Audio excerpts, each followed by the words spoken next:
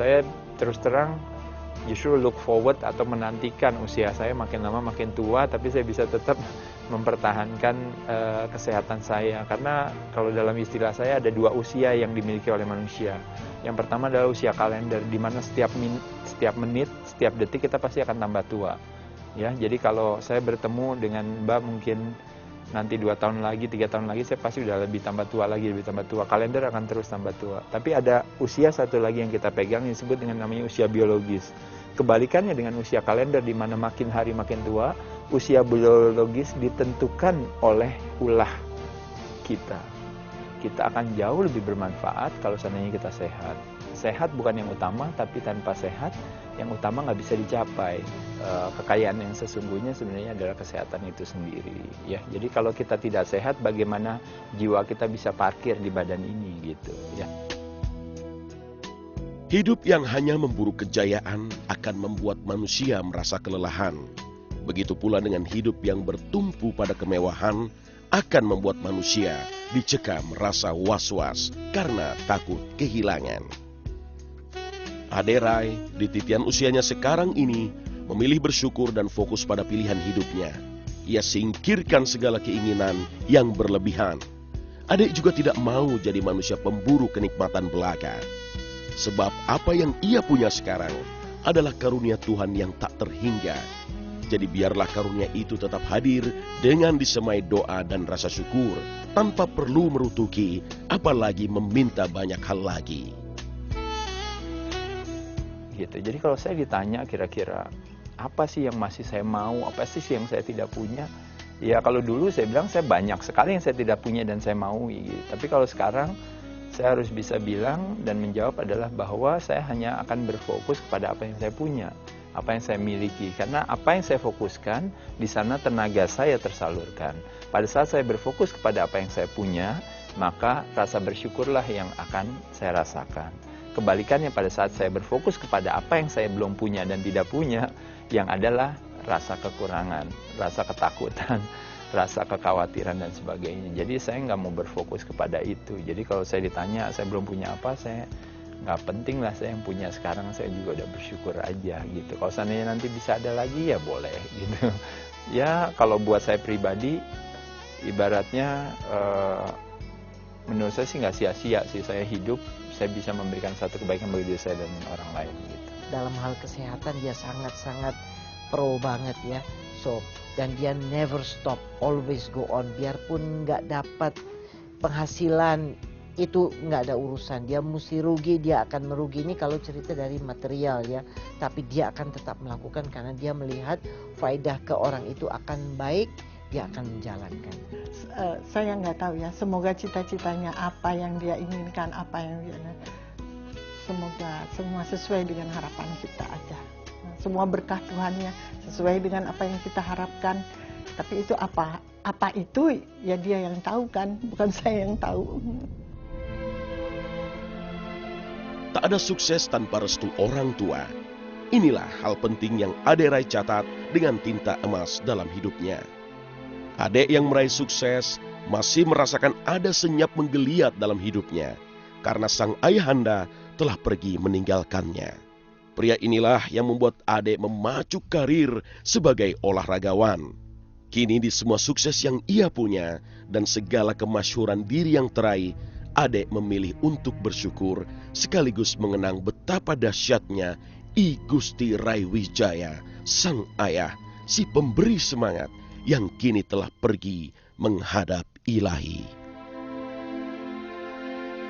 Cukup dekat sebab ayahnya itu seperti gurunya. Ayahnya itu seperti gurunya, apa juga dia meminta pertimbangan, apa itu ya sama ayahnya. Saya bilang kalau dia minta dimasakin ya sama ibunya. Bilang kedekatan sama ibu dan kedekatan sama ayah berbeda.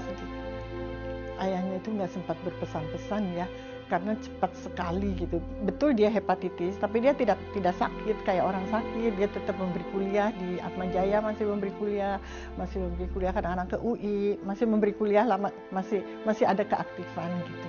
Jadi hanya satu malam saja, pagi jam 8 ke rumah sakit, jam 4 subuh udah nggak ada.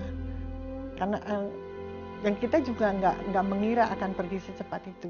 Ya kembali lagi seperti saya katakan tadi, kita pasti bersyukur dengan keberadaan orang tua kita. Ibarat orang bilang, tanpa orang tua kita ya kita tidak ada. Kadang seorang anak bisa menyalahkan orang tuanya, dia bilang begini, dia bilang begitu. Tapi kembali lagi, kita adalah keberlanjutan mereka. Apapun kejelekan atau kekurangan mereka, itulah diri kita. Dan pada saat dimana kita menjadi seseorang yang bermanfaat bagi orang lain, itu sebenarnya adalah karena keberadaan mereka juga gitu. Jadi makanya saya rasa bersyukur sekali saya ibaratnya memiliki orang tua apapun kekurangan mereka, tapi akhirnya saya bisa menjadi diri saya. Dan pada saatnya nanti mungkin kalau seandainya saya bisa memberikan satu kebaikan bagi orang lain dan orang itu berbuat baik dan akhirnya dia bisa berbuat baik terhadap anaknya lagi dan anaknya bisa berbuat baik lagi terhadap orang lain. Jadi makanya kenapa istilah orang bilang pada dasarnya sebenarnya kita saling terkait kan, saling connected satu sama lain gitu. Jadi saya pikir orang tua kita adalah keberlanjutan diri kita dan kita harus mensyukuri dan menghormatinya ya.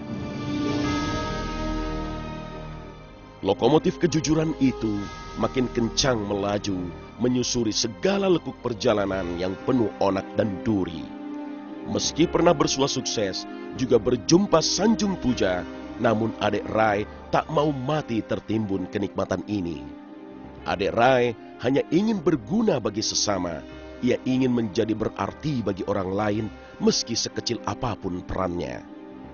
Satu persatu adik mencoba mewujudkannya. Meski baru sedepa langkah, walau hanya sejumput debu di lautan padang pasir, namun setidaknya lokomotif itu terus melaju, menawarkan kejujuran yang benderang pada akhirnya. Pada saat dimana sukses didefinisikan sebagai materi, makanya itulah yang membuat masyarakat di Indonesia kecil hati gitu. Karena yang dikasih tahu definisi sukses itu selalu orang kaya, banyak duit, punya ini itu selalu dianggap sukses. Tapi orang baik nggak pernah dianggap sukses. Menurut saya itu satu hal yang nggak oke gitu. Menurut saya sukses itu orang yang memberikan satu kebaikan bagi orang lain gitu, bahkan sekecil apapun kebaikannya. Menurut saya itu kesuksesan sendiri gitu. Bersyukur sekali pada saat dimana saya menjalankan olahraga ini, berprofesi di bidang ini, dan juga akhirnya berbisnis bahkan berusaha di bidang ini. Semuanya hubungannya dengan mengajak orang lain untuk bisa sehat itu sesuatu yang saya syukuri. Itu juga yang saya ajak kepada teman-teman saya semua di perusahaan saya semua. Kami punya karyawan kan banyak sekali. Satu fitness aja bisa melibatkan puluhan orang yang bekerja. Kami punya banyak fitness center. Betapa bersyukurnya gitu kita ada di satu industri yang mengajak orang untuk punya istilahnya punya pola hidup yang lebih sehat, lebih baik, dan akhirnya bisa merubah orang lain yang datang ke fitness kami. Akhirnya yang tadinya mungkin makan yang nggak teratur jadi mau lebih teratur.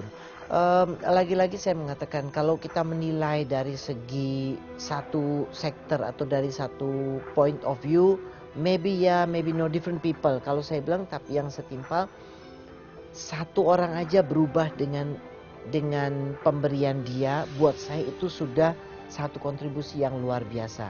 Nah, Mas Ade sudah merubah hidup ribuan orang kalau buat saya. Nah, buat saya itu udah cukup impactful sekali ya. Bung De, I love you so much. Semoga apa yang dicita-citakan sama Bung De bisa terlaksana sesuai dengan harapan kita. Semoga selalu dalam lindungan Sang Hyang Widi-Wasa. Harapan saya Ade tetap menjadi seperti Ade yang saya kenal dari belasan tahun yang lalu sampai sekarang. Ya, Ade yang saya kenal adalah orang yang begitu ramah, ya, begitu sopan, begitu helpful, ya, dia membantu siapa saja, gitu. Dia ya memiliki kedisiplinan yang luar biasa, ya. Kenapa dia memang layak disebut sebagai seorang juara walaupun tidak bertanding lagi. Saya merasa bahwa Ade ini memiliki satu spirit kehidupan yang semakin meningkat setiap tahunnya, dan saya kepengen untuk terus diasah, terus ditingkatkan. Keep the dream alive, never give up. We will always be there for you.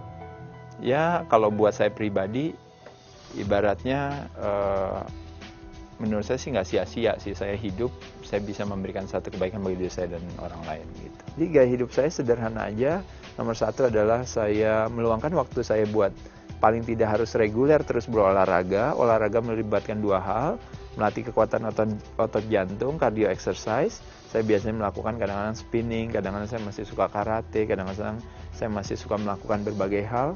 Lalu yang kedua adalah melakukan aktivitas pengencangan otot. Karena kembali lagi pengencangan otot inilah yang harus dilakukan oleh masyarakat di Indonesia untuk membuat awet sehat dan bisa panjang umur. Karena tulang dan otot saling terkait ya. Pada saat otot dikencangkan tulang akan terangsang. Nah, masyarakat di Indonesia kadang-kadang hanya rajin melatih kekuatan otot jantungnya tapi jarang melatih kekuatan otot rangkanya. Nah, itu yang saya